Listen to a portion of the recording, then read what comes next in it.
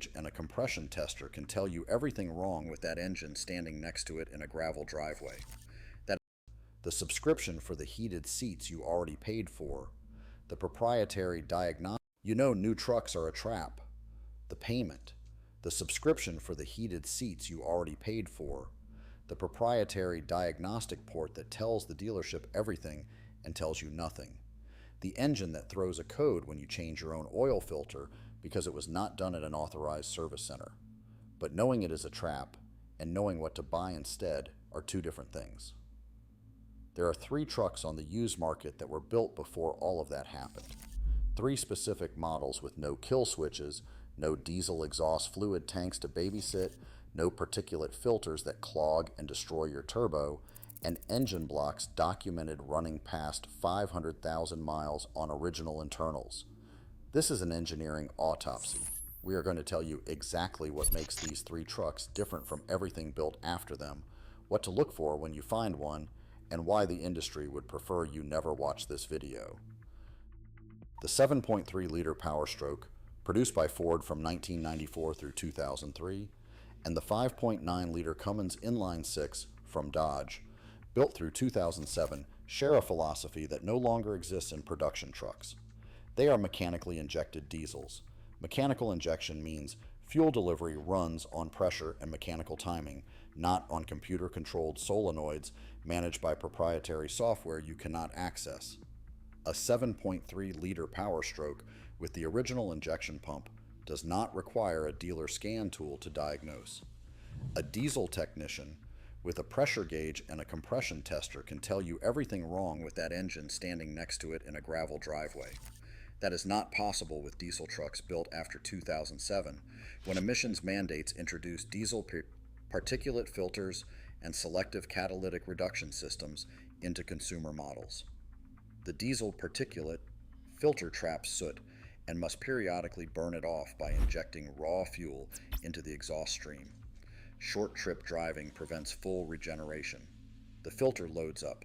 When it fails on one of these later trucks, the repair bill runs between $3,000 and $6,000. The 5.9 Cummins built through 2007 has none of that. The injection pump can be rebuilt by any diesel shop in the country. The turbocharger on most variants can be sourced from aftermarket suppliers for under $300. Fleet operators have published maintenance logs showing original 5.9 Cummins blocks with 0 machine work passing 600,000 miles. The 7.3 Power Stroke tells the same story. Ford built more engine than the application required. That is not something that happens in 2024, where every component is value engineered to survive exactly 1 year past the warranty period.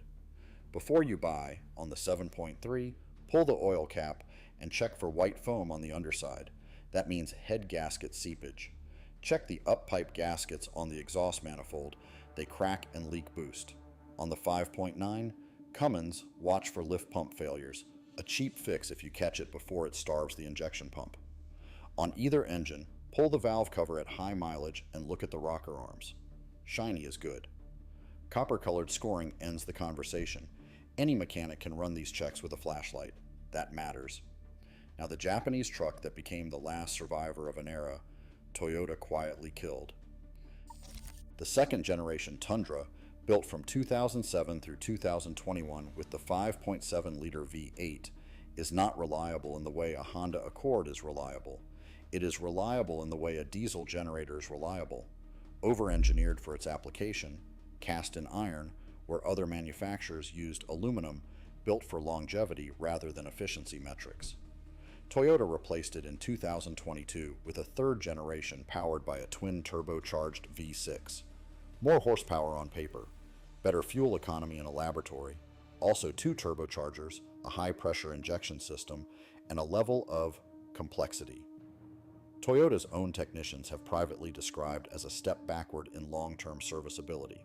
The 5.7-liter V8 uses a timing chain. The block is cast iron. The fuel system is port injection on earliest examples, meaning injectors sit outside the combustion chamber and are not soaking in heat and carbon deposits. The variable valve timing system is simple enough that any Toyota specialist handles it with standard tools. The truck has one documented problem: frame rust. If you are buying in the Northeast, the Midwest, or anywhere that salts roads, you will get underneath that truck and probe the rear crossmember and the frame sections above the spare tire carrier with a screwdriver. Soft metal that dimples under light pressure ends the conversation before it starts. A clean framed second generation Tundra from a dry state routinely passes 200,000 miles without internal engine work. The computer systems in a 2010 Tundra are simple enough that a generic OBD2 reader from any auto parts store pulls fault codes without a proprietary interface. Heated seats, if equipped, are simple components. They do not require a subscription. That distinction sounds small today. It will not sound small in 5 years. Third on this list, and the one with the most documented aftermarket support of any truck ever built, is the GMT 800 Chevrolet Silverado, produced from 1999 through 2006. Mechanics call it the cockroach of trucks. The name is earned. The LS-VAV8 family in these trucks is one of the most thoroughly documented internal combustion platforms in history. It is a pushrod V8 with an iron block, 2 valves per cylinder, and no variable valve timing in the earliest configurations. That sounds outdated. It is not a limitation. It is a design philosophy built around mechanical simplicity and serviceability by people who are not dealers. Parts availability on LS engines will not change in your lifetime. You will be able to source a rebuilt cylinder head for a 5.3-liter LS in 2045. The failure points on the GMT 800 are well known and cheap. The intake manifold gaskets on the 5.3 and 4.8-liter engines can leak coolant into the oil at higher mileage. The repair is $200 to $400 in labor and $60 in parts. The 4L60E transmission in half-ton configurations has a documented clutch pack failure around 150,000 miles in trucks used for towing. Any transmission shop handles the rebuild. Buy the most boring version you can find. Choose work truck trim, stock wheels, and no aftermarket modifications. The more stock it is, the fewer surprises someone else left behind. Here is what connects all three. Modern trucks are not designed to be repaired. They are designed to be serviced by authorized centers at proprietary rates until the repair cost exceeds the vehicle value, at which point you are expected to finance a new one. It is the same template John Deere used to lock farmers out of their own equipment. A farmer with a broken component on a $250,000 combine cannot fix it in the field because the diagnostic software is licensed exclusively to authorized dealers who can charge what the market will bear during harvest season. Remote immobilization capability is already built into every major manufacturer's current truck lineup. Certain fault codes on 2021 and later Super Duty and Ram HD trucks require dealer subscription interfaces to access. The full diagnostic tree is behind a paywall. A 2002 Silverado does not have a kill switch. A 2001 Ford F-250 with the 7.3 Power Stroke does not report your location to a server.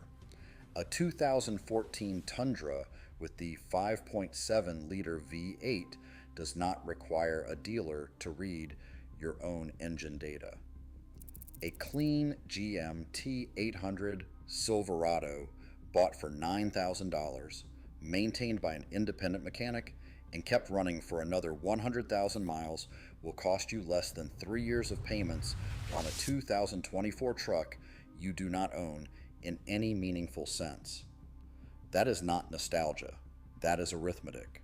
If you already own one of these trucks and you left a comment about keeping your 2000 Silverado forever, you made the right call. The machine you have is worth maintaining. The machine you would trade it for is designed to be disposed of. There is a difference between a truck and a product. The vehicles on this list are trucks. We broke down the complete emissions disaster that happened to diesel after 2007 in a previous episode. That video is available now. Subscribe if you are not already, because next week we are pulling the frame records on a 2021 travel trailer that a major manufacturer is hoping nobody looks at too closely.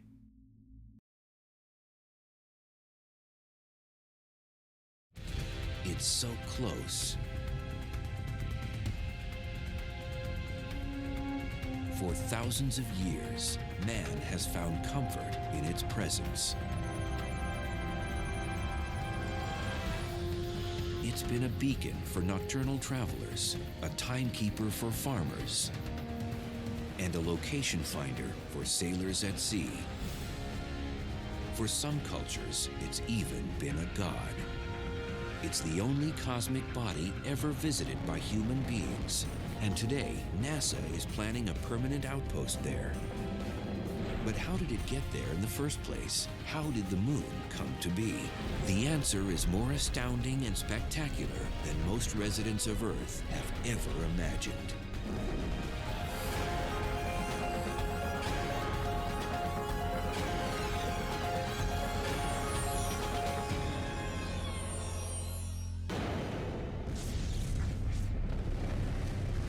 At last count, over 150 moons populate our solar system.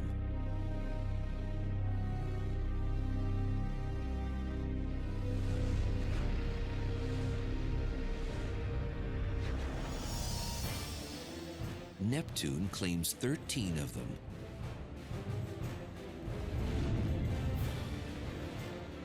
Saturn has 48.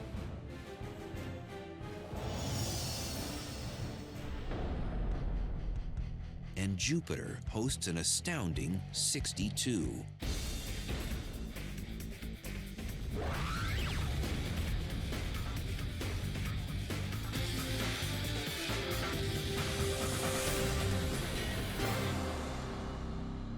Earth, on the other hand, has just one.